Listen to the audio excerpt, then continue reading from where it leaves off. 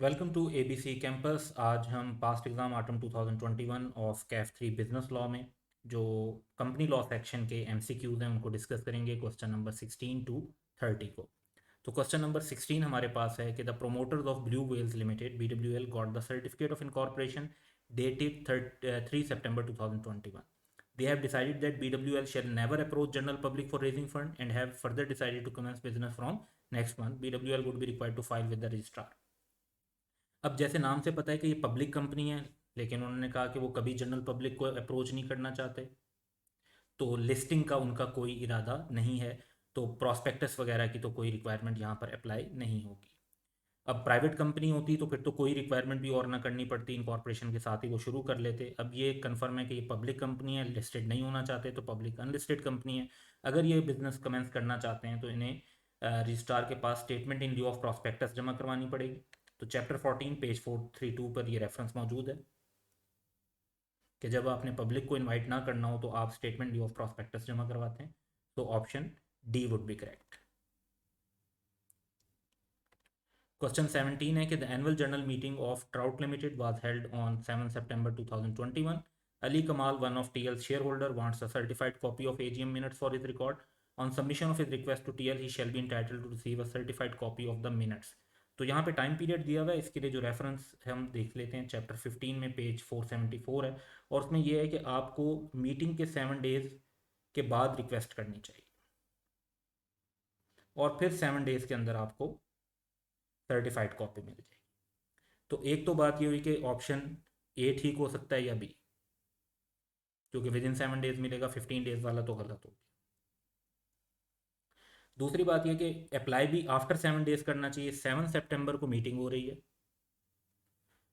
तो 7 September के बाद 7 डेज जो हैं वो जाकर आपके कंप्लीट होंगे 13-14 को, तो उसमें अगर आप 12 September को दे देते हैं तो वो तो 5 दिन के अंदर है, तो ये इनकरेक्ट हो जाएगा। और इसी तरीके से 11 भी इनकरेक्ट हो जाएगा। तो ठीक हो सकते हैं 21 एंड 15। तो जिसमें दोनों बातें ठीक हैं वो ऑप्शन सिर्फ ऑप्शन बी है।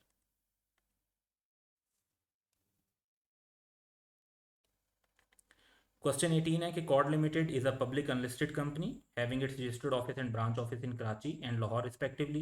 CL is in the process of finalizing the location of its upcoming AGM. In this regard, which of the following statement is true?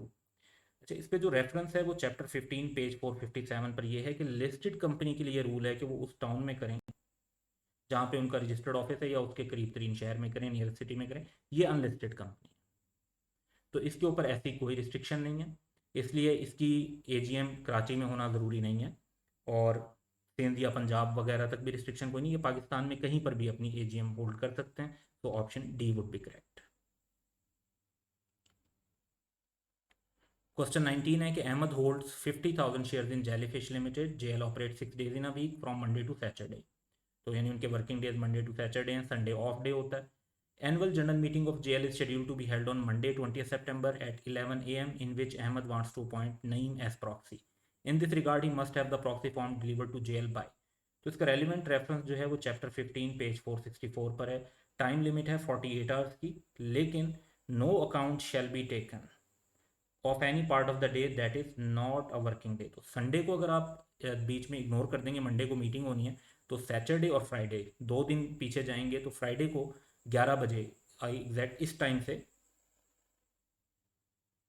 पर आते हैं। तो वैसे तो ये 72 आवर्स बनते हैं, लेकिन क्योंकि संडे वर्किंग डे नहीं है तो उसको एक्सक्लूड कर देंगे, तो 48 आवर्स बनेंगे, और फ्राइडे जो है वो हमारा करेक्ट आंसर होगा।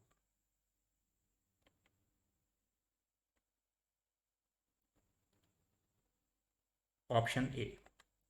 20th है कि Zahid is planning to incorporate a company under the Companies Act 2017 with the name and style Herring with his own capital. He shall be the sole member and director. तो SMC है single member company. In this regard which of the following name in the compliance with Companies Act 2017. तो chapter 12 page 360 पर है कि S ये नाम जो है SMC प्राइवेट लिमिटेड लिखा जाता है, so option B would be correct. Question 21 है कि Akram is the chief financial officer of Snapper House Limited. As part of its expansion plan, SHL is in the process of acquiring an office building owned by Najma, who is Akram's wife, on rent in a commercial area. SHL asked Najma to provide terms and conditions of the rent agreement for consideration and necessary approval. तो यहाँ पर जो contract में interest की जब बात हो रही है तो CFO जो है वो डायरेक्टर नहीं होता, और डायरेक्टर्स के अलावा जो ऑफिसर्स होते हैं उनके लिए रूल्स डिफरेंट हैं। तो चैप्टर 13 पेज 404 पर ये रूल है कि other officers of company directly और इनडायरेक्टली कंसर्न और interested in any proposed contract shall not enter into any such contract और अरेंजमेंट अनलेस डिस्क्लोज करते हैं नेचर एंड एक्सटेंट और प्रायर अप्रूवल लेते हैं बोर्ड की। तो ऑप्शन ए जो है कि Akram will have to disclose his interest and obtain prior approval of SHL board before signing the rent agreement, ये ऑप्शन ए करेक्ट है। बाकी जो ऑप्शन हैं उसमें कुछ ना कुछ जो है चीज़ें गलत हैं, जो प्रिसाइज रिक्वायरमेंट है वो ऑप्शन ए के अंदर पूरी हो रही है। क्वेश्चन 22 है nominal share capital means the. अब नॉमिनल शेयर कैपिटल की जो डेफिनेशन है वो लॉ में भी गिवन है, बुक के अंदर ये चैप्टर 14 पेज 418 पर गिवन है। तो ऑथराइज कैपिटल या नॉमिनल कैपिटल ए की बात होती है। Means such capital as is authorise by memorandum of the company to maximum amount of share capital of the company.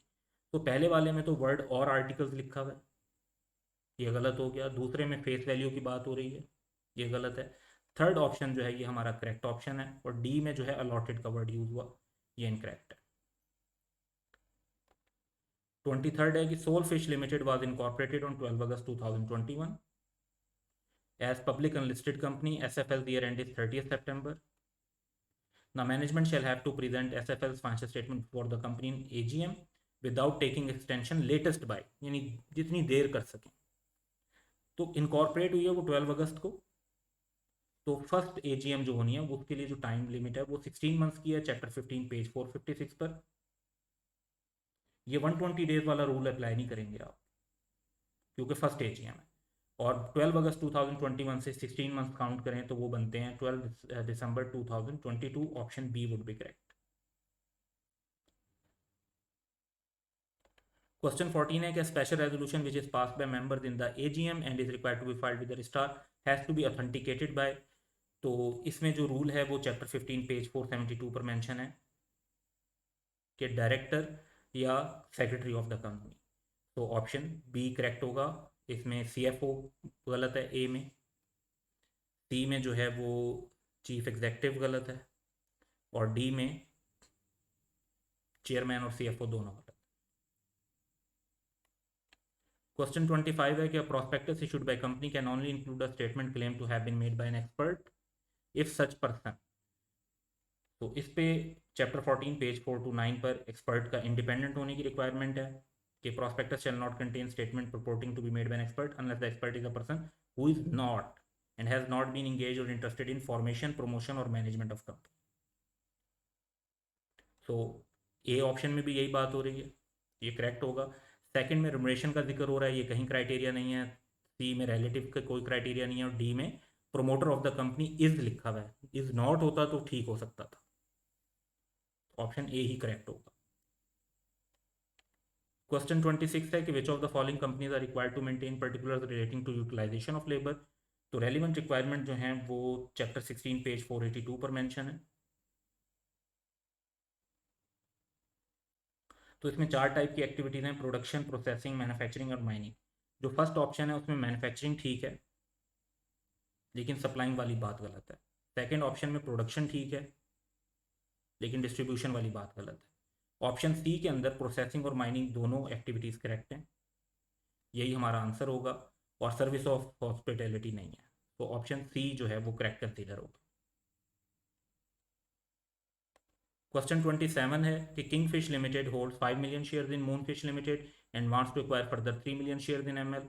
तो 10% शेयर होल्डिंग ऑलरेडी है, मजीद जो है वो कह लेंगे 6% और शेयर होल्डिंग लेना चाह रहे हैं, क्योंकि टोटल शेयर 50 मिलियन है। The issued subscribed and paid up share capital is 50 million share. There is no common director on the board of both companies. In this regard, which of the following statement is correct?